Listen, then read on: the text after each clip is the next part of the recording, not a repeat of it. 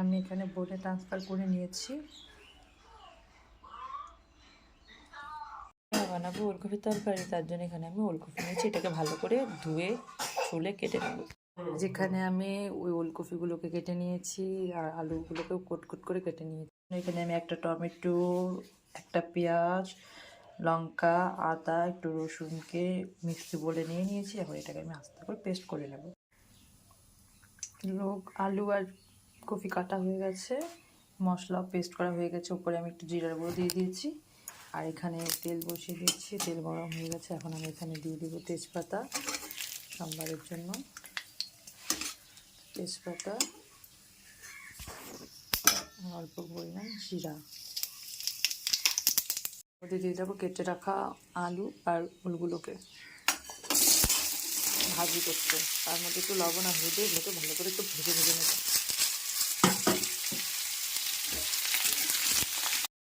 লবণ হলুদ দিয়ে ভালো করে ভাজা করে নিচ্ছি। ভাজা হয়ে এসেছে। এখন এই পর্যায়ে এখানে মশলাগুলো দিয়ে দেবো। দিয়ে মশলাগুলোকে ভালো করে মিশিয়ে কষিয়ে নেব।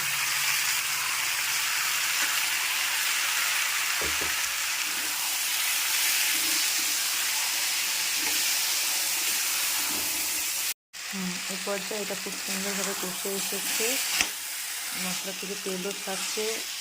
এটা এখন এখানে আমরা জল দিয়ে দেবো।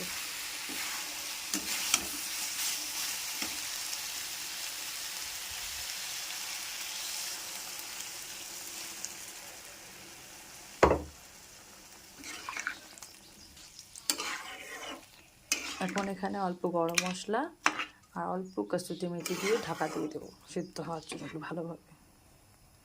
একটু কসুরি মেথি আর গরম মশলা দিয়ে দিয়েছি। এখন এটাকে মিশিয়ে ঢাকা দিয়ে দিব। আমি এটা মাখাই বানাবো, তাই ঢাকা দিয়ে একটু সিদ্ধ হয়ে যাবে আর জলটাও আমার টেনে যাবে, আর আমার এটা কমপ্লিট হয়ে যাবে রান্না।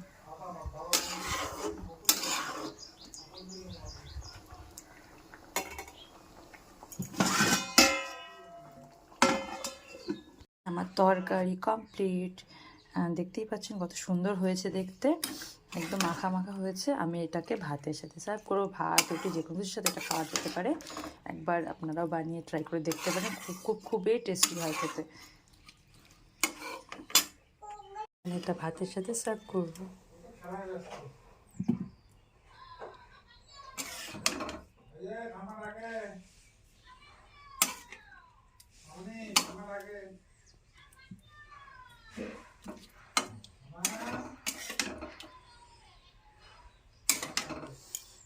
দেখতেই পাচ্ছেন কত সুন্দর হয়েছে দেখতে।